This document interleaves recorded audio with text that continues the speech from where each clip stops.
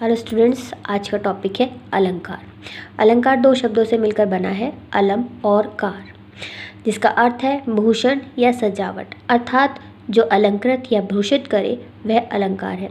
जिस प्रकार आभूषण शरीर की शोभा में वृद्धि करते हैं, वैसे ही अलंकार के प्रयोग से काव्य में चमत्कार, सौंदर्य और आकर्षण उत्पन्न हो जाता है। अर्थात काव्य में अलंकार आभूषणों का ही कार्य करते हैं, अर्थात उनमें सौंदर्य में वृद्धि करते हैं। अलंकार के दो मुख्य भेद होते हैं, पहला है शब्दालंकार और दूसरा है अर्थालंकार। पहले हम शब्दालंकार को पढ़ेंगे। शब्दालंकार के अंतर्गत वो अलंकार होते हैं जहाँ किसी कविता में शब्दों के प्रयोग के कारण कोई चमत्कार या सौंदर्य उत्पन्न होता है, वहाँ शब्दालंकार होता है। इसके प्रमुख भेद है अनुप्रास, यमक और श्लेष। इसके अंतर्गत ये तीन ही अलंकार आते हैं, जिसे हम एक एक करके पढ़ेंगे। पहला है अनुप्रास। जहाँ एक ही वर्ण की आवृत्ति बार बार हो, वहाँ अनुप्रास अलंकार होता है। अर्थात जब काव्य में शब्दों का चयन इस प्रकार किया जाए कि उसमें प्रत्येक शब्द में एक ही वर्ण की आवृत्ति बार बार होती है, तो वहाँ अनुप्रास अलंकार होता है। जैसे कि एक उदाहरण हम ले लेते हैं, मुदिप महीपति मंदिर आवे, सेवक सचिव सुमंत बुलावे। इस चौपाई में सबसे पहली लाइन जो है उसमें म की और दूसरी लाइन में स की 3 बार आवृत्ति हुई है, अतः यहाँ पर अनुप्रास अलंकार है। दूसरा है यमक। जहाँ एक शब्द की आवृत्ति 2 या 2 से अधिक बार होती है परंतु उनके अर्थ अलग होते हैं, वहाँ यमक अलंकार होता है। अनुप्रास में हमने देखा कि वहाँ पे एक वर्ण की आवृत्ति होती है, लेकिन यमक में शब्द की आवृत्ति होती है। जब शब्द की आवृत्ति होती है लेकिन उनके अर्थ अलग अलग होते हैं, तब यमक होता है। तो इसका भी एक हम उदाहरण देके समझ लेते हैं कि कैसे होता है ये।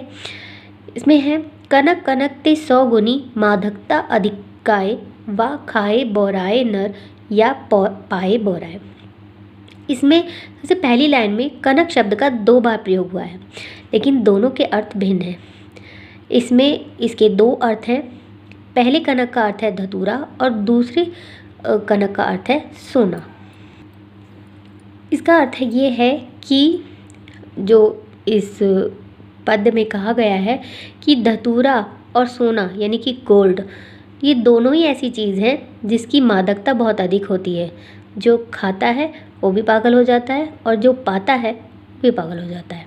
इसलिए यहाँ पर हम कह सकते हैं कि कनक कनक के अंतर्गत यमक अलंकार का यहाँ प्रयोग किया गया है। नेक्स्ट है श्लेष।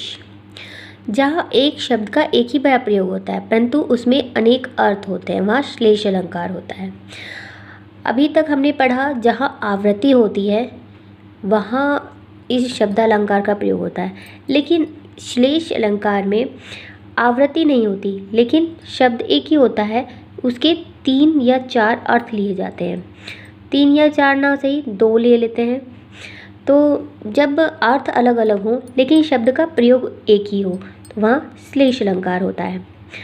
देखिए दोबारा से हम अलग अलग समझ लेते हैं। अनुप्रास में एक वर्ण की आवृत्ति होती है, यमक में एक शब्द की अलग अलग अर्थ में आवृत्ति होती है, जबकि श्लेष में आवृत्ति नहीं होती लेकिन उसका अर्थ अलग अलग प्रयुक्त किया जाता है उस पद्य में।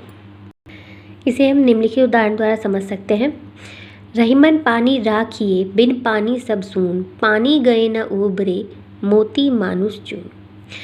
इस दोहे में प्रथम चरण में जो पानी शब्द का इस्तेमाल किया गया है, उस पानी शब्द के 3 अर्थ हैं, मोती के अर्थ में, मानस के अर्थ में और चूने के अर्थ में। ये 3 अर्थ इस प्रकार हैं। मोती के अर्थ में इसका जो अर्थ है वो है चमक, मनुष्य के लिए इसका अर्थ है प्रतिष्ठा, और जल के लिए आटे के लिए इसका अर्थ है जल। इस प्रकार इस एक पानी का जो अर्थ है वो 3 है, अतः यहाँ पर श्लेष अलंकार का प्रयोग किया गया है।